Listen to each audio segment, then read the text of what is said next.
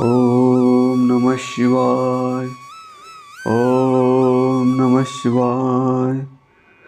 सज्जन हो, शिव पुराण पढ़ने से मनुष्य को मनोवांछित फल मिलता है और मनुष्य निष्पाप हो जाता है। उसे सभी सुखों का उपभोग मिलता है। सज्जन हो, शिव पुराण का लाभ होने के लिए ये कथा लास्ट तक सुनिए और आगे वाली कथा सुनने के लिए चैनल को सब्सक्राइब कीजिए। तो शुरू करते हैं महान शिव पुराण। ओम नमः शिवाय। ओम नमः शिवाय। अध्याय 14वां। अग्नि यज्ञ, देव यज्ञ और ब्रह्म यज्ञ का वर्णन। ऋषियों ने कहा, प्रभो, अग्नि यज्ञ, देव यज्ञ और ब्रह्म यज्ञ का वर्णन करके हमें कृतार्थ करे। सूत जी बोले, महर्षियों, गृहस्थ पुरुषों के लिए प्रातः और सायंकाल अग्नि में 2 चावल और द्रव्य की आहुति ही अग्नि यज्ञ है। ब्रह्मचारियों के लिए समिधा का देना ही अग्नि यज्ञ है, अर्थात अग्नि में सामग्री की आहुति देना उसके लिए अग्नि यज्ञ है। द्विजों का जब तक विवाह न हो जाए उनके लिए अग्नि में समीक्षा की आहुति, व्रत तथा जाप करना ही अग्नि यज्ञ है। द्विजो, जिसने अग्नि को विसर्जित कर उसे अपनी आत्मा में स्थापित कर लिया है, ऐसे वानप्रस्थियों और सन्यासियों के लिए यही अग्नि यज्ञ है कि वे समय पर हितकर और पवित्र अन्न का भोजन कर ले। ब्राह्मणों, सायंकाल अग्नि के लिए दी आहुति से संपत्ति की प्राप्ति होती है तथा प्रातःकाल सूर्य देव को दी आहुति से आयु की वृद्धि होती है। दिन में अग्निदेव सूर्य में हो प्रविष्ट हो जाते हैं। अंततः प्रातःकाल सूर्य को दी आहुति अग्नि यज्ञ के समान ही होती है। इंद्र आदि समस्त देवताओं को प्राप्त करने के उद्देश्य से जो आहुति अग्नि में दी जाती है वह देव यज्ञ कहलाती है। लौकिक अग्नि में प्रतिष्ठित जो संस्कार निमित्तिक हवन कर्म है वह देव यज्ञ है। देवताओं को प्रसन्न करने के लिए नियम से विधि पूर्वक किया गया यज्ञ ही देव यज्ञ है। वेदों के नित्य अध्ययन और स्वाध्याय को ब्रह्म यज्ञ कहते हैं। मनुष्य को देवताओं की तृप्ति के लिए प्रतिदिन ब्रह्म यज्ञ करना चाहिए। प्रातःकाल और सायंकाल को ही इसे किया जा सकता है। अग्नि के बिना देव यज्ञ कैसा होता है, इसे श्रद्धा और आदर से सुनो।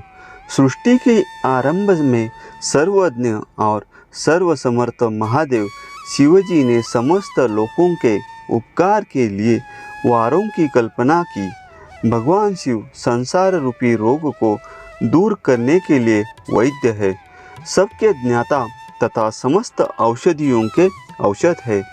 भगवान शिव ने सबसे पहले अपने वार की रचना की जो आरोग्य प्रदान करने वाला है। तत्पश्चात अपनी माया शक्ति का वार बनाया जो संपत्ति प्रदान करने वाला है। जन्म काल में दुर्गतिग्रस्त बालक की रक्षा के लिए कुमार के वार की कल्पना की। आलस्य और पाप की निवृत्ति तथा समस्त लोकों का हित करने की इच्छा से लोक रक्षक भगवान विष्णु का वार बनाया। इसके बाद शिवजी ने पुष्टि और रक्षा के लिए आयुकर्ता त्रिलोक सृष्टा परमेष्टि ब्रह्मा का आयुष्कारक वार बनाया। तीनों लोकों की वृद्धि के लिए पहले पुण्य पाप की रचना होने पर लोगों को शुभाशुभ फल देने वाले इंद्र और यम के वारों का निर्माण किया। ये वार भोग देने वाले तथा मृत्यु भय को दूर करने वाले हैं। इसके उपरांत भगवान शिव ने 7 ग्रहों को इन वारों का स्वामी निश्चित किया। ये सभी ग्रह नक्षत्र ज्योतिर्मय मंडल में प्रतिष्ठित है। शिव के वार के स्वामी सूर्य है। शक्ति संबंधी वार के स्वामी सोम, कुमार संबंधी वार के अधिपति मंगल, विष्णु वार के स्वामी बुध, ब्रह्मा जी के वार के स्वामी बृहस्पति, इंद्रवार के स्वामी शुक्र व यमवार के स्वामी शनि है। अपने अपने वार में की गई देवताओं की पूजा उनके फलों को देने वाली है। सूर्य आरोग्य और चंद्रमा संपत्ति के दाता है। बुध व्याधियों के निवारक तथा बुद्धि प्रदाता है। बृहस्पति आयु की वृद्धि करते हैं। शुक्र भोग देते हैं और शनि मृत्यु का निवारण करते हैं। इन सातों वारों के फल उनके देवताओं के पूजन से प्राप्त होते हैं। अन्य देवताओं की पूजा का फल भी भगवान शिव ही देते हैं। देवताओं की प्रसन्नता के लिए पूजा की 5 पद्धतियाँ हैं। पहले उन देवताओं के मंत्रों का जाप, दूसरा होम, तीसरा दान, चौथा तप तथा 5वां वेदी पर प्रतिमा में अग्नि अथवा ब्राह्मण के शरीर में विशिष्ट देव की भावना करके 16 उपचारों से पूजा तथा आराधना करना। दोनों नेत्रों तथा मस्तक के रोग में और कुष्ठ रोग की शांति के लिए भगवान सूर्य की पूजा करके ब्राह्मणों को भोजन कराए। इससे यदि प्रबल प्रारब्ध का निर्माण हो जाए तो जरा एवं रोगों का नाश हो जाता है। इष्ट देव के नाम मंत्रों का जाप वार के अनुसार फल देते हैं। रविवार को सूर्य देव व अन्य देवताओं के लिए तथा अन्य ब्राह्मणों के लिए विशिष्ट वस्तु अर्पित करें। यह साधन विशिष्ट फल देने वाला होता है तथा इसके द्वारा पापों की शांति होती है। सोमवार को संपत्ति व लक्ष्मी की प्राप्ति के लिए लक्ष्मी की पूजा करें तथा पत्नी के साथ ब्राह्मणों को घी में पका अन्न भोजन कराए। मंगलवार को रोगों की शांति के लिए काली की पूजा करें। उड़द, मूंग एवं अरहर की दाल से युक्त अन्न का भोजन ब्राह्मणों को कराए। बुधवार को दही युक्त अन्न से भगवान विष्णु का पूजन करें। ऐसा करने से पुत्र मित्र की प्राप्ति होती है जो दीर्घायु होने की इच्छा रखते हैं। वे बृहस्पतिवार को देवताओं को अस्त्र यज्ञोपवीत तथा घी मिश्रित खीर से पूजन करें। भोगों की प्राप्ति के लिए शुक्रवार को एकाग्र चित्त होकर देवताओं का पूजन करें और ब्राह्मणों की तृप्ति के लिए षड्रस युक्त अन्न दें। स्त्रियों की प्रसन्नता के लिए सुंदर वस्त्र का विधान करें। शनिवार अपमृत्यु का निवारण करने वाला है। इस दिन रुद्र की पूजा करें। तिल में होम व दान से देवताओं को संतुष्ट करके ब्राह्मणों को तिल मिश्रित भोजन कराए। इस तरह से देवताओं की पूजा करने से आरोग्य एवं उत्तम फल की प्राप्ति होगी।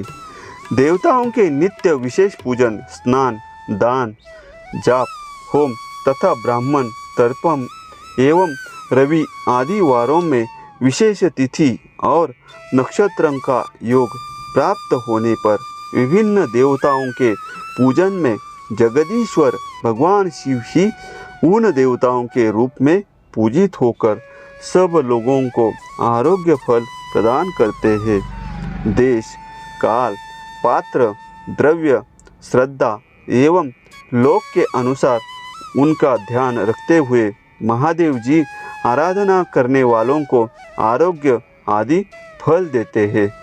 मंगल कार्यों के आरंभ में और अशुभ कार्यों के अंत में तथा जन्म नक्षत्रों के आने पर गृहस्थ पुरुष अपने घर में आरोग्य की समृद्धि के लिए सूर्य ग्रह का पूजन करे। इससे सिद्ध होता है कि देवताओं का पूजन संपूर्ण अभीष्ट वस्तुओं को देने वाला है। पूजन वैदिक मंत्रों के अनुसार ही होना चाहिए। शुभ फल की इच्छा रखने वाले मनुष्य को 7 दिन अपनी शक्ति के अनुसार देव पूजन करना चाहिए। निर्धन मनुष्य तपस्या व व्रत आदि से तथा धनी धन के द्वारा देवी देवताओं की आराधना करे। जो मनुष्य श्रद्धापूर्वक इस तरह के धर्म का अनुष्ठान करता है वह पुण्य लोक में अनेक प्रकार के फल भोग कर पुनः इस पृथ्वी पर जन्म ग्रहण करता है। धनवान पुरुष सदा भोग सिद्धि के लिए मार्ग में वृक्ष लगाकर लोगों के लिए छाया की व्यवस्था करते हैं और उनके लिए कुएं बावली बनवाकर पानी की व्यवस्था करते हैं। वेद शास्त्र की प्रतिष्ठा के लिए पाठशाला का निर्माण या अन्य किसी भी प्रकार से धर्म का संग्रह करते हैं और स्वर्गलोक को प्राप्त होते हैं। समयानुसार पुण्य कर्मों के परिपाक से अंतःकरण शुद्ध होने पर ज्ञान की सिद्धि होती है। द्विजो, इस अध्याय को जो सुनता, पढ़ता अथवा सुनने की व्यवस्था करता है उसे देव यज्ञ का फल प्राप्त होता है। मित्र हो, अगला अध्याय सुनने के लिए चैनल को अभी सब्सक्राइब करो।